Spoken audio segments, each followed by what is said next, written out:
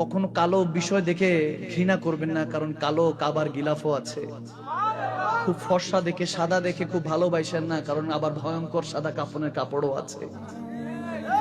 ওটা যখন পরে আপনার এই চেহারাটা এখনো খোলা, তখন বন্ধ করে দিবে, মুখটা ঢেকে লজ্জায় নবীর কাছে যাবেন কবরে। আমার আল্লাহ তখনও বলতেছে আস্তে আস্তে, কারণ আমার নবী বলেছেন মৃত্যুটা ফাকাত কিয়ামত, কিয়ামতের মতো যেমন কিয়ামত লাস্ট হয়ে যাবে, মৃত্যুটা এত ভয়ানক হবে, মানুষ চোখ বের হয়ে যায়, জিহ্বা বের হয়ে যায়, কি অবস্থা হয়ে যায়, বান্দা কষ্টে শেষ হয়ে যাবে। যাদের জন্য এত করেছে সব শেষ, সব শেষ। এখন বান্দাকে প্যাকেটিং করতেছে, দিয়ে দেবে গর্তের মধ্যে। যখন এরকম আল্লাহ বলে আস্তে আস্তে আস্তে আস্তে ব্যবস্থা করেছে, প্যাসেঞ্জার তো একজন কিন্তু ড্রাইভার চারজন।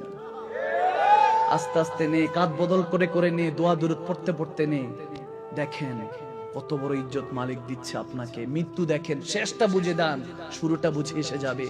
জানাজার ময়দানে রাখা হলো আপনাকে, সামনে রাখা হলো কার সামনে? যাদের সাথে একসাথে ঈদুল ফিতর, সালাতুত তারাবি পড়তেন, নামাজ পড়তেন, তাদের সামনে, মন্ত্রী মিনিস্টারের সামনে, যত রকমই হোক, আজকে কেউ আপনার সামনে নাই। এমনকি যাকে ইক্তেদা, যে ইমামের ইক্তেদা করে পিছনে দাঁড়াতেন, সেই ইমামের সামনে আপনাকে রাখা হয়েছে আজকে। আল্লাহ, কত ইজ্জত মালিক। কাদের কাছে যান? এই মুহূর্তে গিয়ে বলেন যে একটু দরকার, মাহফিলে একটু হাদিয়া দেন, এই করেন, একটু বিপদে আছি সহযোগিতা করেন, আপনাকে বলবেন বিরক্ত হবে, কালকে আসো। এ হলো দুনিয়ার মানুষ। আর আমার আল্লাহ বিরক্ত হয়, বান্দা আমার কাছে চায় না কেন? আল্লাহু আকবার বলবেন না? জানাজার মাঠে আপনি সবাই সামনে, সবাই আপনাকে নিয়ে জানাজার মাঠে সালাত আদায় করলো, আপনাকে সুন্দর করে আস্তে আস্তে আস্তে আস্তে একজন ধরে ধরে মাটিতে যখন রাখলো, একবারে দাফন করে দেয় না, বাঁশ রেখেছে, আস্তে আস্তে মাটি দিয়েছে। আর যখন বান্দা রাখতেছে মিল্লাতে রাসূল, সুবহানাল্লাহ, আল্লাহ বলতেছে বান্দা টেনশন করিস না, যে দুনিয়ার মানুষদের জন্য কষ্ট পেয়েছিস, যারা কষ্ট দিয়েছে, তোরা কষ্ট দিয়ে তোকে বিদায় করেছে, টেনশন করিস না, কোনো টেনশন করিস না। তুই যখন দুনিয়া ছাড়বি, তোকে মেহমানে আলা বানিয়ে তারপর কবরে দিব, কবরও তুই টেনশন করিস না যে একা অন্ধকার কবরে কেমনে থাকবি। আমার নবী রাহমাতুল লিল আলামিন তোকে রিসিভ করতে আসবে। আমার নবী বলবে টেনশন নিস না উম্মত, আজকে বস। মান রাব্বুকা মা দীনুক মা কুনতা তাকুলু ফি হাক্কি হাযা রাজুলিন মুহাম্মাদি, তিনটা প্রশ্ন মুনকার নাকির যখন করতে থাকবে, তখন আপনি ঘাবড়ে থাকবেন যে আজরাইল আলাইহিস সালামের চেহারা দেখে আপনি খৌফে শেষ হয়ে গিয়েছিলেন, এখন ভয়ে আপনি আতঙ্কিত, কেউ নাই কেউ নাই, অন্ধকার কবরে কি করব কি করব। তখন দেখবেন আমার রাহমাতুল লিল আলামিন নবী চেহারা মুবারকের কারণে কবরটা নুরানি হয়ে যাবে।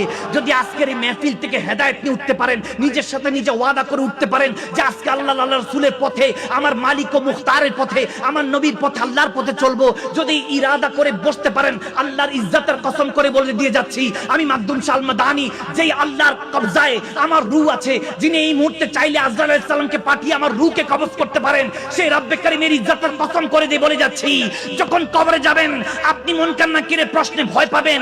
কেউ একজন বলে দিবে টেনশন নিস না উম্মত, টেনশন নিস না, বল রব্বি আল্লাহ। তখন আপনি বলবেন হ্যাঁ হ্যাঁ রব্বি আল্লাহ। তারপর দ্বিতীয় প্রশ্ন করবে, মা দীনুকা, তোর দিন কি ছিল? পাশে থেকে একজন শিখিয়ে দিবে দ্বীন আল ইসলাম বল, তখন বলবেন হ্যাঁ হ্যাঁ দ্বীন আল ইসলাম। তখন টেনশন আস্তে আস্তে হালকা হয়ে গিয়েছে, আপনি তখন প্রশান্তি সাগরের মধ্যে ভাসতেছেন যে কে জানি আমাকে বাঁচাচ্ছে, কে জানি আজকে বাঁচাচ্ছে, কার প্রেমে জানি একদিন মাহফিলে বসে ইয়া রাসূলুল্লাহ বলেছিলাম, ইয়া হাবিবাল্লাহ বলেছিলাম।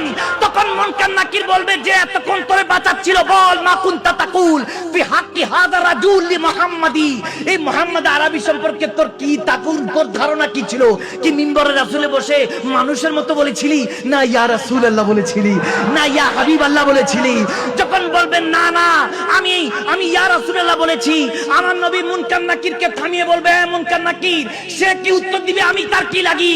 সে আল্লাহর নামাজ ছাড়ে নাই, আমি নবীর দ্বীন ছাড়ে নাই, আমি নবীর আহলে বায়াত সাহাবাদের আদর্শ ছাড়ে নাই, ওলি আল্লাহদের পথে চলেছে আমি নবীকে পাওয়ার জন্য, দেখার জন্য। আজকে আমি নবী নিজে বলতেছি, সে কি বলবে? আমি তার কি লাগে? আমি বলতেছি আমার গোলাম হয়, আশিক হয়, উম্মত হয়, তাকে বেহেশতের নেয়ামত দিয়ে দিয়েছি।